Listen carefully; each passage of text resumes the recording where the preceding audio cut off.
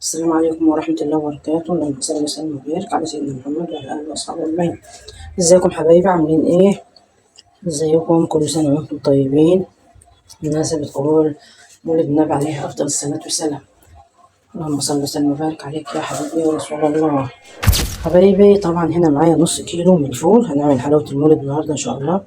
بس أنا عاملة بدل الحلاوة القشطة دي بالفول، بدل السمسم، بدل السمسمية. وعاملة هنا الفولية وهنا الحمصية. طبعا حبايبي، هنا عندي نص كيلو من السوداني. تمام.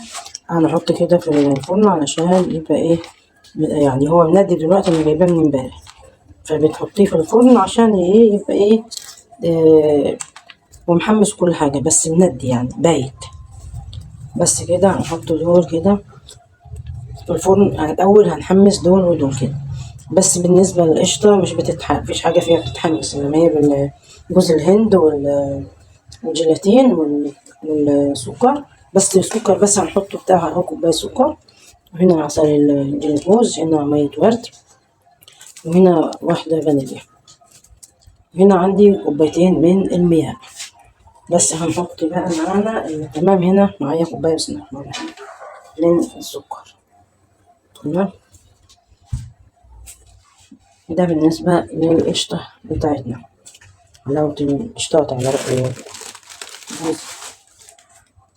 شوكولاتة بالقشطة. نحط برضه نص كوباية تاني من السكر.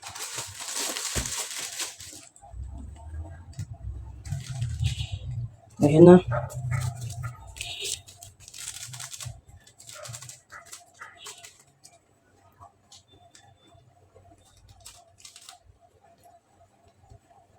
نحط معلقتين مياه ورد.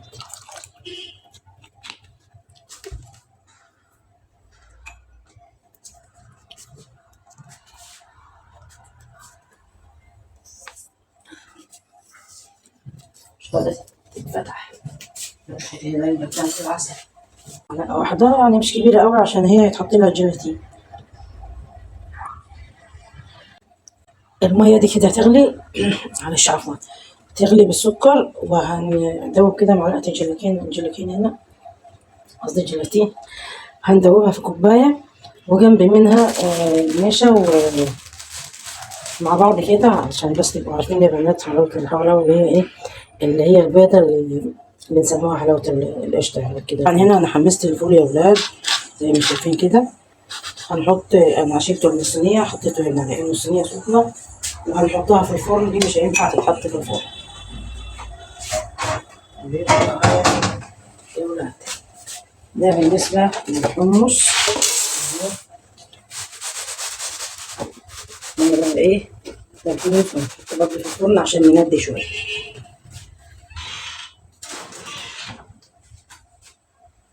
طبعا عندي الحلاوة اللي هي قصدي المية اللي هي بتاعت الشربات بتاعت القشطة ده بتغلي. هنا عندي المية دي يا بنات، هنا عندي 3 كوبايات اللي هما الشربات، 3 كوبايات بتاعت الشربات دي.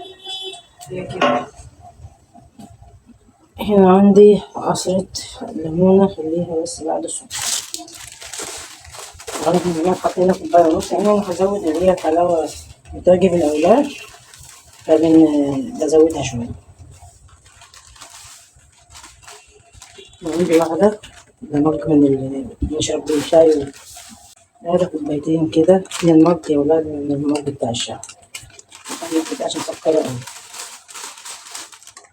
لأن كل المية دي زي ما شايفين طبعا هتنزل. يعني هي اسمها حلاوة بس برضه إيه، مش لازم نخليها مسكرة أوي، عشان السكر ده ناعم وما بيخليش يا ولاد. أنا حطيت نص كوباية زيادة برضه،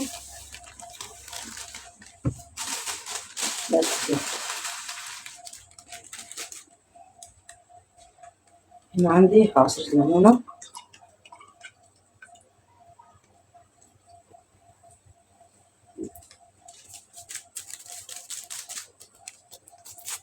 باخد من الفانيليا،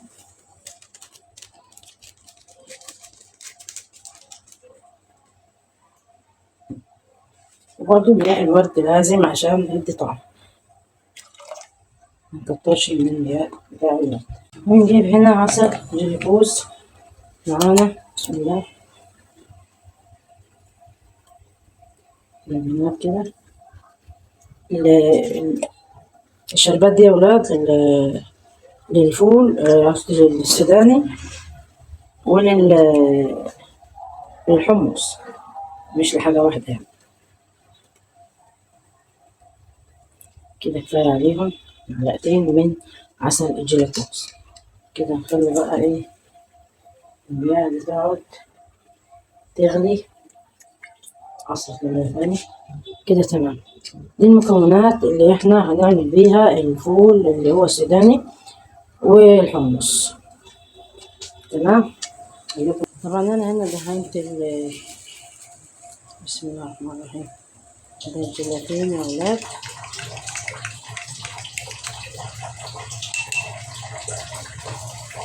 معلقتين هنا من الجيلاتين.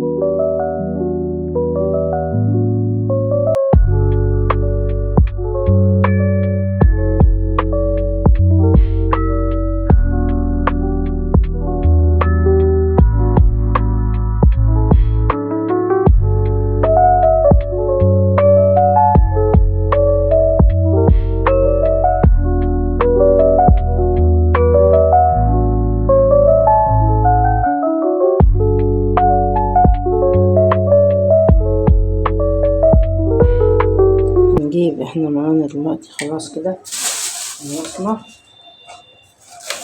اللي كده معانا نفرش انا هنا عملت اللي هو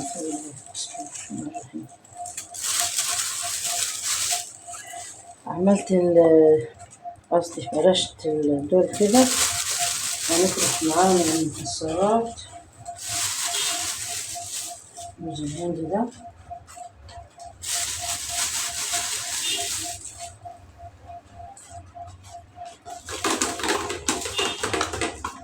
هنا دهنها زيت علشان ما تمسكش فيها الحلاوة لما نعملها.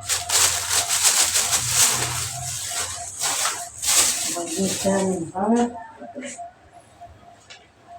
هنا انا حاطة معلقتين من النشا. نحط برضه تاني عشان تبقى نحط 3 معالق من النشا. تمام. وزي ما شايفين الجيلاتين معلقة كبيرة، نقول معلقة ونص كبار كده من الجيلاتين ده من النشا.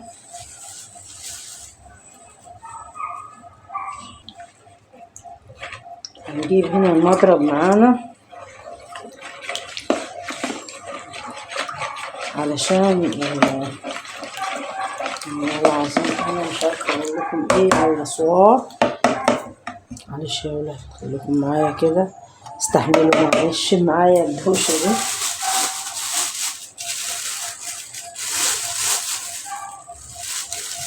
وانا بحب بقى يبقى طعمها من جوه جوز الهند معانا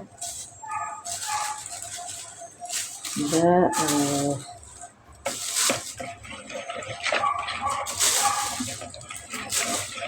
طبعا خليكم معايا يا ولاد. بسم الله بسم الله الرحمن الرحيم.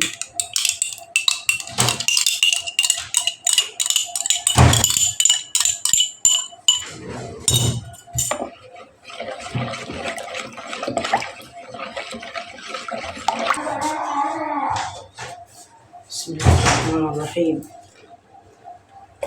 هنا معايا بصوا بسم الله ما شاء الله.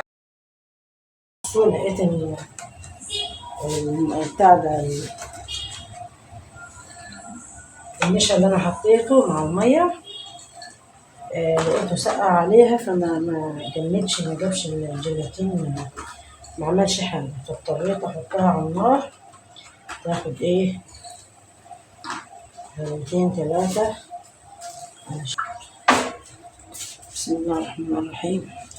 بصوا بسم الله ما شاء الله، يعني عامله زي الملبن، هي مش فارقه حاجه. بصوا بسم الله ما شاء الله. بسم الله الرحمن الرحيم.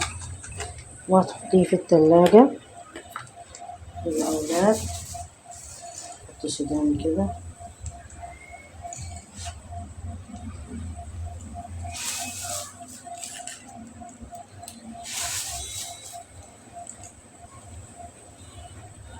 هي مسكت على طول، يعني مش مفيش عندها وقت. بصوا كأنك بتعملي ملبن بالظبط، مسكت على طول. يعني حطيت لها سوداني تحت وسوداني اهو زي ما شايفين.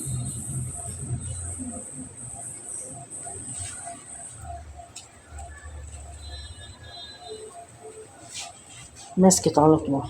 شفتوا الملبن زي الملبن.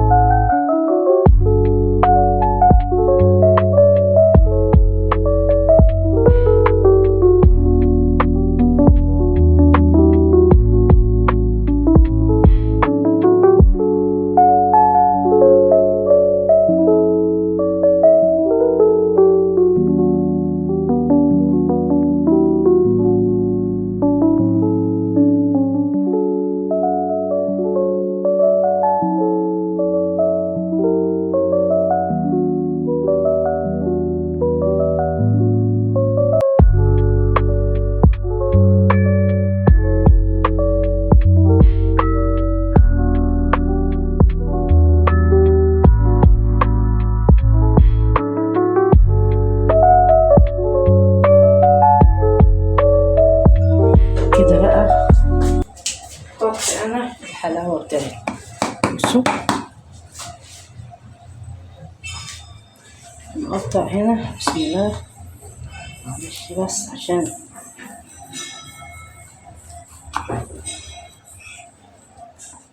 وهي سخنه صراحه، وهي ايه سخنه.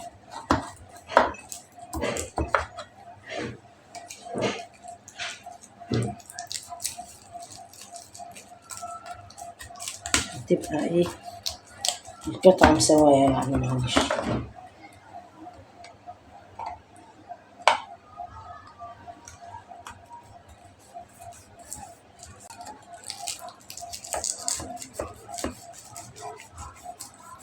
اللي انا قطعتها بصوا عشوائي، يعني بيها بس الحق وهي سخنة، مش مهم التقطيع، المهم الحقها وهي سخنة.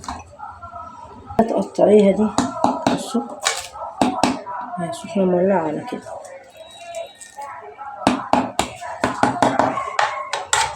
بس كده سيبها تبرد مع نفسها كده في اي مكان، وشوف بقى الحمصية.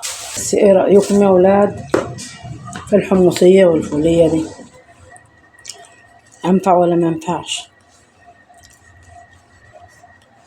أتمنى تعجبكم يا ولاد، يا رب تعجبكم كده وتنول إعجابكم.